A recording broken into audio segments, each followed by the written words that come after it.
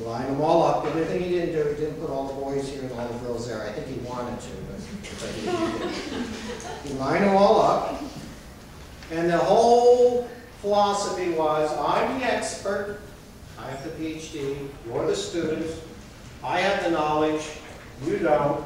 I'm the depositor, you're the empty banking account, I'm going to make a deposit. You're going to shut up and you're going to listen. Well, that didn't work at all. You didn't even make it, you know, through the year. Because the kids were not used to that. Maybe last year's teacher came in saying, hi, I'm so happy you're here. We're going to learn so much this year, and I'm going to make sure you do it. Come on, let's get in a group. Everybody do this, and oh, okay, this is fun. And then you go into the next year, no, we're going to do it the way we did in Russia. Well, that isn't going to work. So you have to know what's the style of this school that you're going into. How do the teachers teach? If you're the only one doing it one way and everybody else is doing it another way, you're going to look kind of stand out. And wasn't it a Confucius saying that the nail that stands up gets hammered down? Well, you're going to get hammered down because they're not going to, you won't have the principal do it, the kids will do it for you. They'll socialize you. Teach from bell to bell. What's that mean? I guarantee you, if you're one of the teachers who say, oh, bell rang, okay. It takes 5 minutes, 10 minutes for the little, to get it going, you have to take attendance, well, then you have to correct somebody because they don't have anything to do because they'll start doing something with each other. And then you run out of material. Oops, you did your lesson. There's still 5 minutes to go. There's still 7 minutes to go. I guarantee you that's when the principal's going to walk in. I teach, the bell rings. If I gave you nothing else today, if you remembered nothing I ever told you, remember this. The bell rings has something to do. That comes from experience, not my experience, all the way back. I had somebody tell me that. I believed it. It works. The bell rings, you have something to do. By the time you get through a couple of classes, as long as you know the bell rings, something goes down, then you'll get that class going on. If you start saying, oh, well, it's 5 minutes, you can get your stuff, start your homework. Ooh, okay, that's when your trouble's going to be. If you're going to have to do a discipline problem to the principal, I guarantee you it's when they have nothing to do. Teach from the bell to bell. How do you do it? You just have too much to do. You never get to everything. You'll always have something to start the next class. And do it from the very first day you come in, and do it all the way up to the end of the school year. If you start pulling back the throttle and, oh, it's June, we covered everything, let's watch a movie, that's when the trouble's going to start. Understand the district's assessment philosophy. How do you test? What if everybody else in the World Language Department does multiple choice? I would hope not, but let's say that's what they do. And you come in and you say, for your final, I'm going to have you write an essay. Ooh, well, how's that work? Most of the curriculums have an assessment philosophy behind it, so you shouldn't be struggling with that. But how do you test? And it's not just the type of testing that says, oh, okay, y'all failed. You know, I set the standard, you didn't meet it, you failed, that's a test. Most of the good assessments or formative assessments were after a week, hey, are you getting this? Let me test it. Why do you want to know? Because you want to adjust your teaching style, not because you want to know the kids failed or not. You want to know if they're getting it. So most of your assessments shouldn't just be tests. Here's some things you don't want to do. Don't show up to class with too little to do. Because, as I said before, that's when the principal's going to show up. I ran out of stuff. Okay? Don't do that. Have too much to do. Have weeks with you. Don't make the unholy bargain with your students. For a little time, I taught in here in New York City up in Washington Heights, George Washington High School. One of the toughest high schools in the city. And that's where I termed the word unholy bargain. Here's the bargain with the students. If you guys will just shut up and behave and sit there, I'll lower the standards. All right? That's the deal.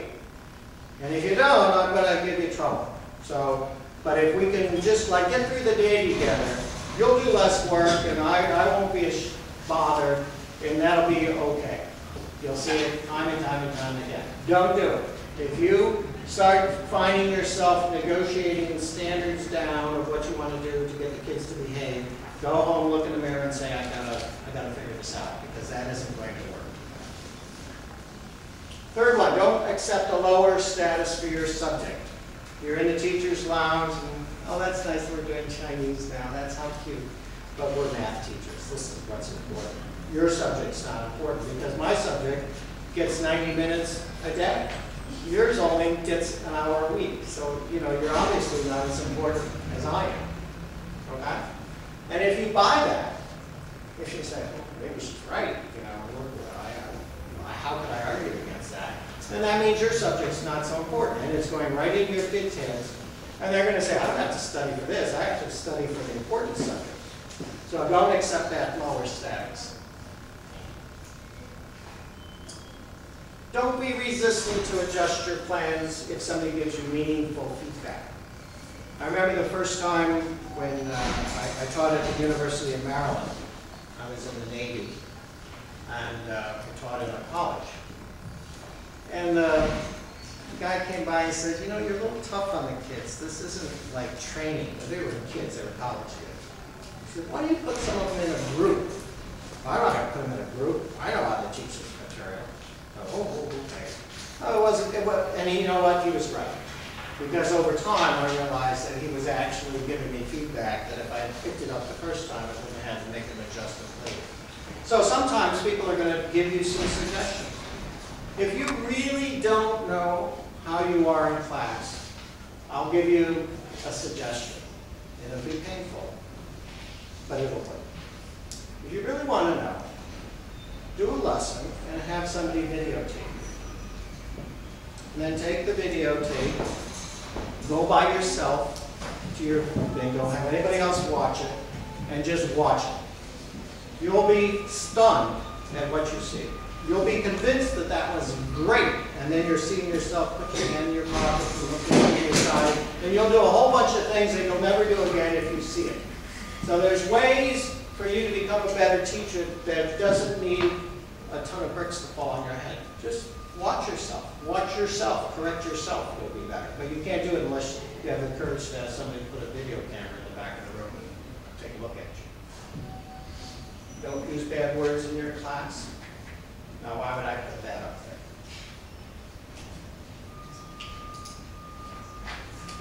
Sometimes you're mad. Sometimes they're under your skin. Sometimes you're provoked. And sometimes you're going to maybe say something that you wish you didn't say. They will remember. Somebody will go tell the principal. Guarantee it. Somebody will tell their parents. And don't make the assumption, very bad assumption, because their Chinese is so bad they won't know that word. I had a Spanish teacher do that once. It's a very, very bad word. And then I had to learn the bad word myself, what the bad word was. But one of the kids was a heritage speaker in his class. It was all very low-level Spanish class, but he knew what that bad word was because he heard his daddy say it a couple of times. Okay? So don't use bad words in the class. It's going to make you look very, very unprofessional. So, these other people out there, the faculty, there's some dues for them. Question. Yes? What if the kids ask if you can teach a bad word in like whatever the subject you're teaching? Would that be okay, or do you need to ask? I would agree. Let's say if you were a student, you say, could you teach us some bad words? Absolutely. You want to learn one? Yes, yes. Failure. That's a bad word. Okay? And then they'll say, no, I mean a curse word. No, of course we can't do that. But you can turn that right around now. It shows that you're, don't ask me that question. No, you can put it right back. They love it. They love it. Oh, okay. They probably smile and you go on with it. I would